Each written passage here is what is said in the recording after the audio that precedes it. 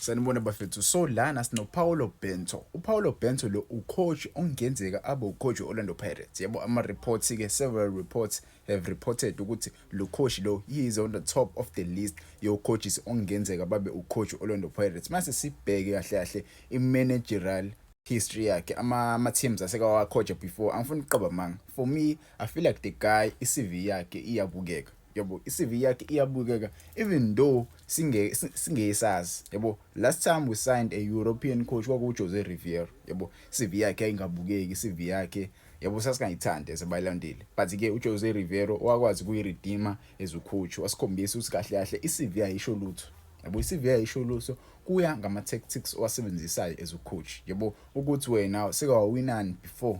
masutholile abadlali ofuna ukudlala ngabo i-CV uzozenzela wena so yena ke uPaulo Bento even though naye i-CV yakhe ingekho that much but ke iyabukeka to be honest because mase ngibhekele nje la waqala ukucoacha ngo2004 to 2005 yabo uqala ukucoacha 2004 to 2005 and futhi nakhona lapho wacoacha iSporting under 19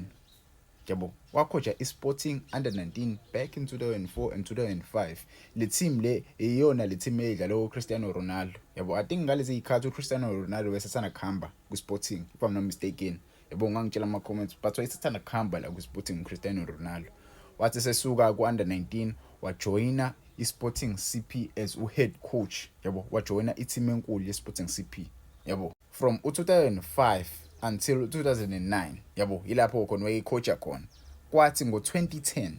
yabo ngo2010 wacoacha iPortugal September 2010 wacoacha iPortugal until uSeptember 2014 yabo bayibacoacha badlala abanje ngoCristiano Ronaldo umjida yabo uyakwazi usike wacoacha international seke wacoacha ama-club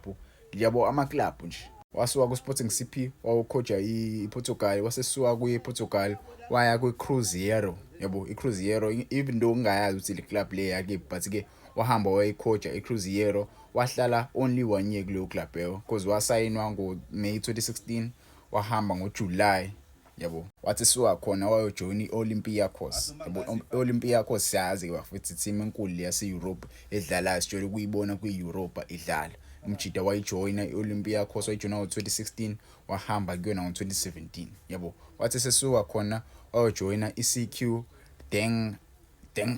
Dengai Leaf angiyazi le club mfethu ungixolele but angiyazi le club le yabo wathi sesuka khona ke waya eSouth Korea eyocoacha eSouth Korea as manager akhona ilapho khona esambona khona ecoacha kuWorld Cup yabo lo coach ke lo ngimbona kuWorld Cup ngifuqama it was the first coach for me wathola i-red card after i-full time eblowiwe kuWorld Cup uyena coach oqala wathola i-red card yabo so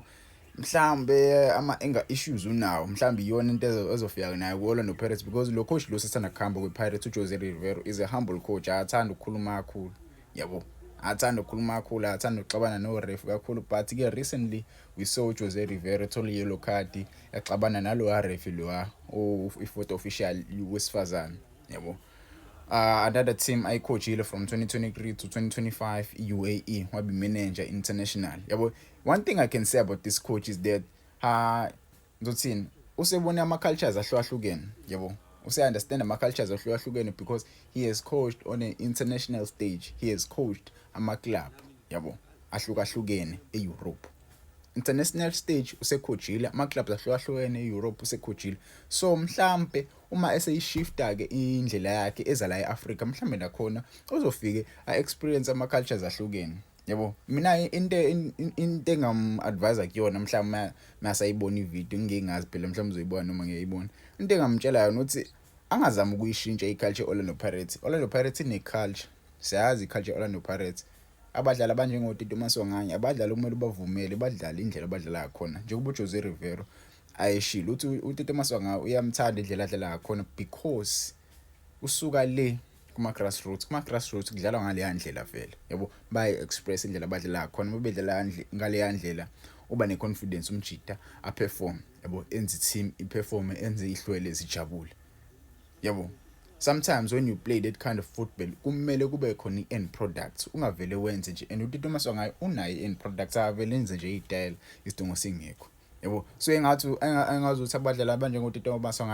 angangabahlalisa ebhenchini kakhulu. Sidinga that flag kweLorlando Pirates because i-culture, if you can look back, Thabo Qalingi, aboqalingi njalo, Thabo Rahale, yabo, you can name more. Yabo, there are many players kwi-Pirates mfethu sesabasayina abano-cream, sidinga u-cream kwi-Pirates, yabo. I so wish uzokwazi ukuyidlalisa iy'ntwana njengoba ngibheka-ke la sporting manager, waba yi-manager under 19 back in 2004. I so wish uzokwazi ukuyi-instilla leyo knowledge ayithola leso sikhathi esaqala ukuba ucoach, yabo, azama ukuyi-instilla leyo knowledge kwi-Orlando Pirates because ucoach ozohamba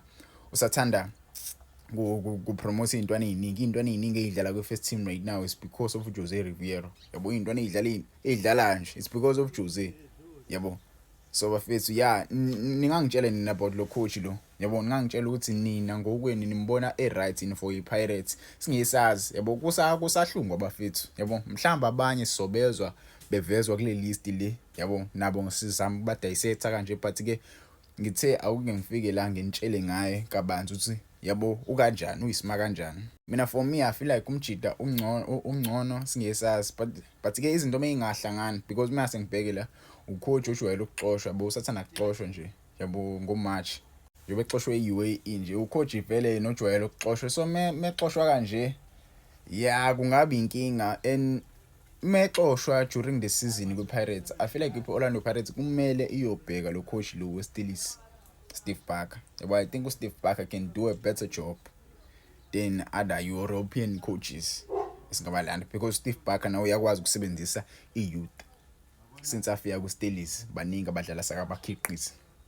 baningi abadlali aseke abakhiqiza uSteve Barker since afika. Maybe ke kodwa i-structure Steelers, maybe indlela iStellenbosch structure ngakhona singesazi, but-ke mina I would trust uSteve Barker to do a good job after Jose Riviero. But-ke ungangitshela ama-comments, yabo, uVane Sports lo, ungakhohlwa ukufollowa leli page bafethu.